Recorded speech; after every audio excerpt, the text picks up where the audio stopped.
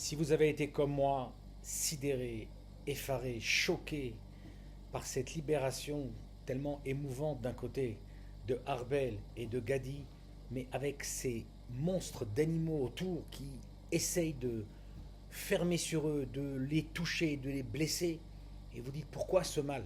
Pourquoi ce mal? Eh bien, ça veut dire que vous êtes normal. Parce qu'une chose qu'on oublie ces derniers temps, c'est qu'il y a un bien et c'est qu'il y a un mal. Ce ne sont pas des valeurs relatives comme on veut le dire aujourd'hui dans certains temps. Oui, il y a des gens qui sont des gens mauvais. Nous avons en face de nous le mal. Il suffit de se rappeler ce 7 octobre, peut-être cette communication la plus effroyable du 7 octobre, où on entend quelqu'un qui appelle ses parents. Pourquoi? Parce qu'il vient d'expliquer qu'il a du sang de 10 juifs sur les mains. Et il parle de ça à son père, et son père pleure. Et son père passe à sa mère, et il raconte de nouveau, et sa mère pleure. Est-ce que ça viendrait à l'esprit de quelqu'un de normal, dans le peuple d'Israël par exemple, que quelqu'un aille appeler sa mère pour dire j'ai du sang d'un arabe sur la main? C'est invraisemblable. Nous, les gens, ont appelé leurs parents pour leur dire j'ai réussi à sauver quelqu'un, j'ai réussi à faire du bien à quelqu'un. Et c'est ça qu'il faut comprendre. Il y a un bien et il y a un mal. Et hélas, ces derniers temps, on l'oublie trop, on veut tout relativiser. Oui, mais attention, il y a ça, il y a des bonnes actions, et puis il faut comprendre, on ne comprend pas le bien et le bien, et le mal et le mal. C'est pour ça que, même pendant la Shoah, combien de fois on a entendu oui, mais le gouvernement de Vichy, il n'avait pas le choix, et puis il devait faire certaines choses. Ah bon, il devait faire certaines choses, le gouvernement de Vichy? Quand les Allemands lui ont demandé de déporter les hommes, il s'est porté volontaire pour déporter les femmes et les enfants. Et comme les Allemands n'avaient pas assez de main-d'œuvre, ben ils leur ont donné la gendarmerie nationale, la police, à votre service, monsieur.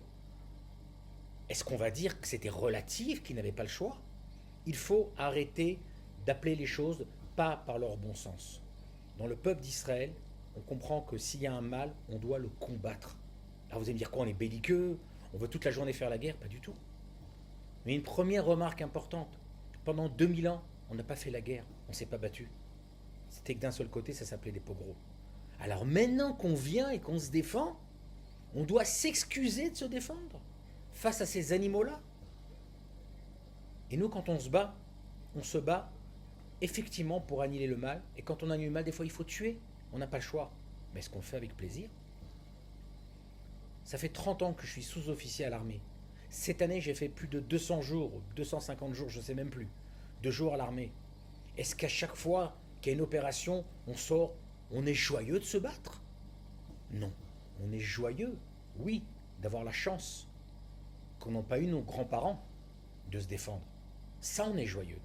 Et ça, il faut toujours se le rappeler. Et il faut toujours se le mettre en face de nous-mêmes. Alors vous allez me dire comment on fait la séparation? Ben, je vais vous raconter une histoire. J'ai un fils qui a servi dans une unité d'élite. Un jour, son officier, quand on a rencontré les parents, il nous dit je vais te raconter quelque chose sur ton fils.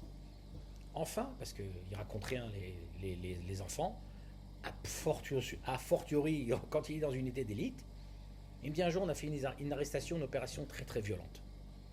On a dû exercer beaucoup de violence. Quand on est sorti, j'étais avec ton fils, et tous les deux, on a été ceux, hélas, qui ont dû pratiquer la violence pour finir l'opération.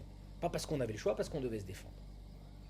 Quand on sort de la maison du terroriste, je vois plus ton fils. Et à ce moment-là, je l'appelle, je lui dis où tu es. Et d'un coup, je le vois, il est par terre, il ramasse la grand-mère ou la tante qui s'était évanouie. Il la met sur sa chaise, une femme de 70 ans, il va lui chercher un verre d'eau, il voit qu'elle est bien et il sort. Quand il faut faire ce qu'il faut en face du mal, on le fait. Mais d'un autre côté, on ne va jamais toucher un innocent parce que c'est un innocent, parce qu'ils sont tous la même chose. Et ça, il faut toujours se le mettre en face de nous. Est-ce qu'il y a une armée au monde qui envoie des tracts avant de bombarder? Est-ce qu'il y a une armée au monde qui demande aux gens d'évacuer avant de bombarder? Quand les Alliés ils ont bombardé la ville de Dresde pendant la Deuxième Guerre mondiale, ils ont tué 200 000 civils. Quand les Américains se sont battus contre les talibans, ils ont tué des dizaines de milliers de civils. Ils n'ont jamais appelé aux civils d'évacuer. Et nous, on leur demande de partir. Nous, on rentre de l'aide humanitaire. On va nous apprendre comment se comporter avec le bien et le mal? À nous? Non. Parce que nous, on ne sanctifie pas la mort. Nous, on veut faire la paix. Qui, a, qui sont les personnes qui ont apporté la notion de paix à l'humanité? Nous, ça fait des milliers d'années, depuis le prophète Isaïe, qui nous parle de la paix, que de nous, à la fin des temps, de vos épées, vous en ferez des charrues. Le fameux slogan, vous ne vous battrez plus les uns contre les autres, qui est à l'ONU, d'où ça vient? Toutes nos prières, on les finit par Ose Shalom Mimumab ou Yase Shalom Aleinu. Oui, on veut la paix. Oui, c'est un des noms de Dieu. Quand j'ai appelé un de mes fils Shalom, la paix, quelqu'un m'a dit, mais quoi, t'es devenu pacifiste? Je lui dis quoi? Parce qu'on appelle son fils Shalom, on est pacifiste. Parce qu'on veut la paix, on est pacifiste. On ne veut pas la guerre, mais si on doit se battre, on va le faire. Et ça, il faut comprendre. Et de ce fait, si on est étonné quand on voit tous ces bêtes féroces autour de nous, quand on voit toutes ces mères heureuses que leur fils s'est fait sauter et a tué des juifs, et espérons que je fasse beaucoup de fils pour pouvoir tuer beaucoup de juifs. Non, nous on n'est pas comme ça. Nous on se bat pour la vie. Parce que notre but final, c'est toujours la vie. Et d'ailleurs c'est intéressant, même le cimetière en hébreu s'appelle Bet Achaim, la maison de la vie. Parce que notre but, c'est pas le culte de la mort. On n'a jamais eu le culte de la mort. Notre but, c'est la vie. Mais des fois, pour la vie, il faut se battre. Et il faut tout donner. Et quand on regarde de nouveau cette réalité dans laquelle on vit, regardons ce qui se passe autour de nous. Regardons qu'est-ce qu'on a apporté à l'humanité.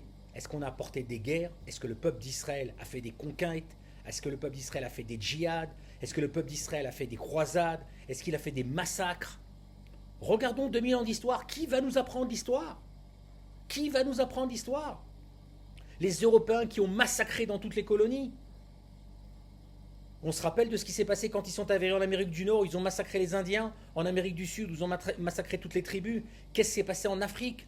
Qui a fait l'esclavage? Qu'est-ce qui s'est passé dans l'Extrême-Orient? Ils vont nous apprendre aujourd'hui c'est quoi la morale? Ils vont nous recommander comment se comporter? C'est nous qui leur avons expliqué qu'on ne doit pas tuer, qu'on ne doit pas voler, qu'on doit se comporter avec le pauvre, l'orphelin et l'étranger. Et ça, il faut toujours s'en rappeler. Et quand on voit ces images terribles, on doit se rappeler que si jamais nous, on a ce ressentiment qu'on est mal à l'aise, ça veut dire, qu'on est en bonne santé. Ça veut dire qu'on sait voir le mal. Mais d'un autre côté, si on est furieux et on a envie de leur rendre l'appareil, là aussi on est en bonne santé. Parce que quand il faut faire la guerre, il faut faire la guerre. Personne ne va à la guerre ici, la fleur au fusil. On ne se dit pas, waouh, on va aller se battre. Mais quand on le fait, on est content parce qu'on se bat pour la vie. On se bat pour la vie des autres. On se bat pour la vie de notre peuple. Et c'est pour ça qu'on se bat. On ne se bat pas pour la mort, on ne se bat pas pour tuer. On ne se bat pas pour faire du mal à l'autre. On se bat pour notre vie. Et des fois, pour notre vie, on doit enlever la vie à l'autre, oui. Et on n'a pas peur de le dire, et on n'a pas peur de le faire. Et j'aimerais peut-être vous raconter une petite histoire personnelle.